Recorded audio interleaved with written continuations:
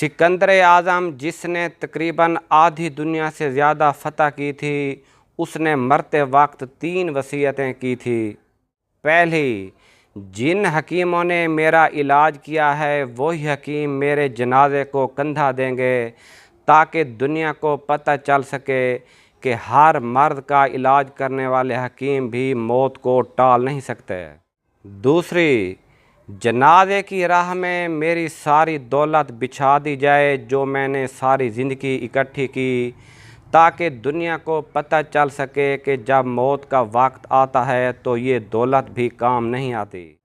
तीसरी, जब मेरा जनाजा निकाला जाए तो मेरे दोनों हाथ कफ़न से बाहर निकाले जाएं, ताकि लोगों को पता चल सके कि इंसान इस दुनिया में खाली हाथ आया था और खाली हाथ ही जाएगा। दुनिया को फ़तह करने वाला सिकंदर भी खाली हाथ गया।